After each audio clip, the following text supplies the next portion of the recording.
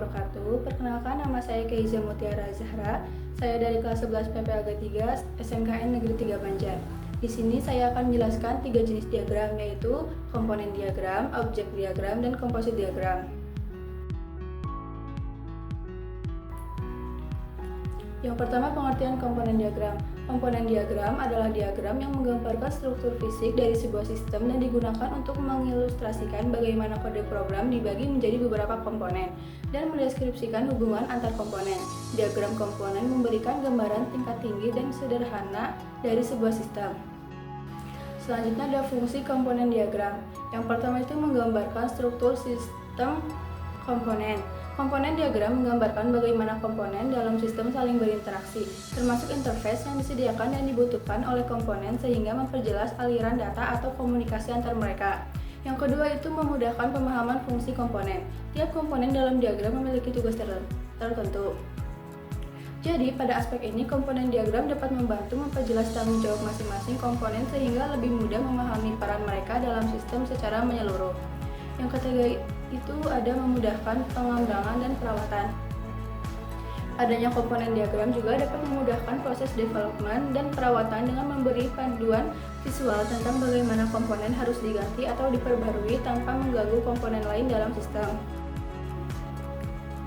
Selanjutnya ada manfaat komponen diagram, yaitu yang pertama memahami dan mengelola sistem perangkat lunak dengan memvisualisasikan struktur fisik dan hubungan antar komponen. Yang kedua itu menggambarkan struktur sistem. Yang ketiga mengamati bagaimana komponen sistem saling berhubungan. Dan yang terakhir dapat menghemat waktu dan sumber daya karena komponen-komponen yang dibuat dapat digunakan kembali di proyek lain. Lalu ada tujuan komponen diagram. Tujuan utama diagram komponen adalah untuk menunjukkan hubungan struktural antara komponen-komponen dalam suatu sistem.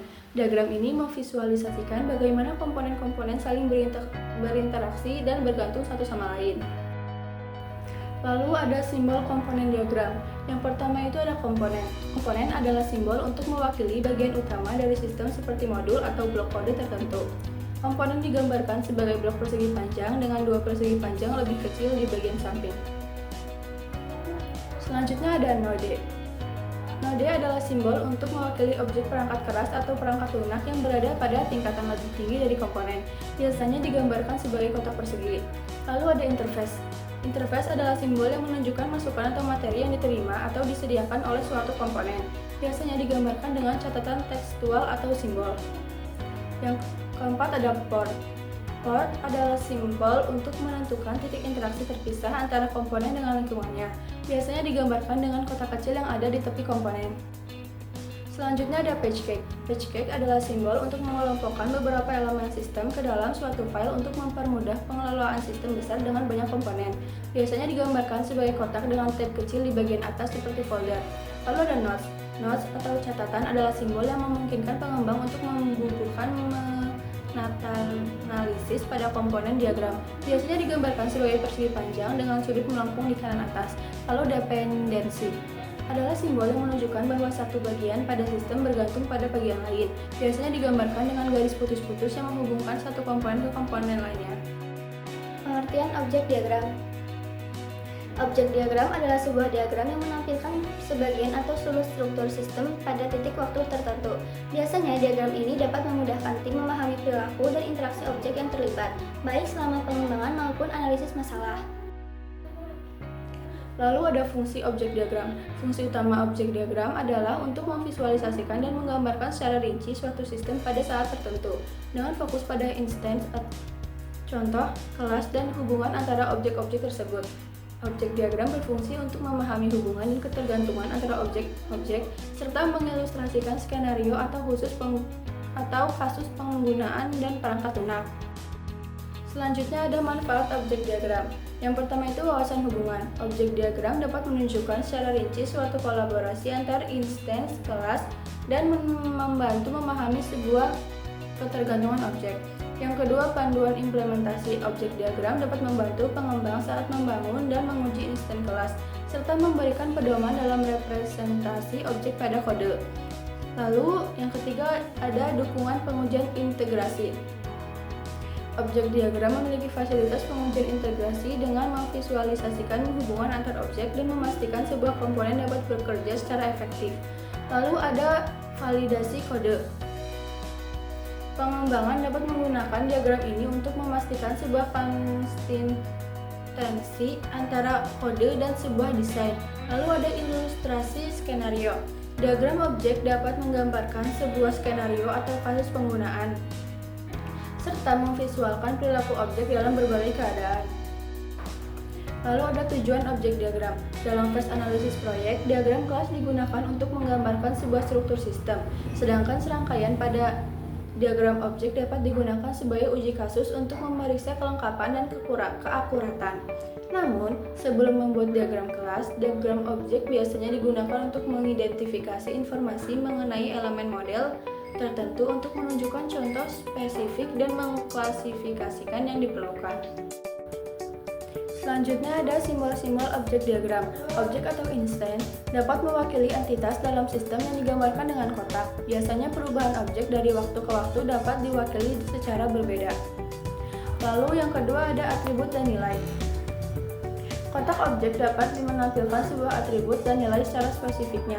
Yang ketiga ada tautan atau link, menggambarkan sebuah garis yang menghubungkan dua objek yang menunjukkan hubungan antar instance. Terus yang keempat ada ketergantungan, dependensi, menunjukkan satu elemen yang bergantung pada elemen lain. Hubungan ini dapat berupa abstraksi, realisasi, atau penggunaan. Lalu ada asosiasi, hubungan antar dua objek yang digambarkan dengan garis. Dalam hal ini dapat digambarkan dalam satu atau dua arah. Lalu ada agregasi, memiliki hubungan antar objek yang digambarkan dengan berlian kosong pada objek penampung. Lalu ada komposisi, jenis hubungan ini ketergantungan, di mana objek anak tidak dapat ada tanpa objek induk, tetapi ditandai dengan berlian penuh. Lalu selanjutnya adalah pengertian komposit diagram. Komposit struktur diagram merupakan gambaran dari sebuah struktur sistem yang ada di dalam klasifier. Penggambaran diagram tersebut meliputi interaksi yang dilakukan antara satu sistem ke sistem yang lainnya. Diagram ini juga digunakan untuk memberikan gambaran mengenai pengaturan serta hubungan yang terjadi antara bagian satu ke bagian yang lainnya. Lalu ada fungsi komposit diagram. Yang pertama itu menggambarkan struktur internal sistem yang kompleks. Yang kedua menunjukkan hubungan antara komponen-komponen yang terkait. Lalu yang ketiga membantu memahami interaksi antara komponen-komponen. Dan yang keempat membantu mengidentifikasi komponen-komponen yang terkait. Lalu selanjutnya ada manfaat komposit diagram. Yang pertama meningkatkan pemahaman tentang sistem yang kompleks. Yang kedua membantu analisis dan perancangan sistem yang lebih efektif. Yang ketiga, meningkatkan kualitas sistem dengan memahami hubungan antara komponen-komponen. Lalu yang terakhir, membantu mengidentifikasi masalah dan solusi dalam sistem. Tujuan komposit diagram. Yang pertama itu menggambarkan struktur internal sistem yang kompleks secara jelas dan terstruktur. Yang kedua, membantu memahami hubungan antara komponen-komponen yang terkait.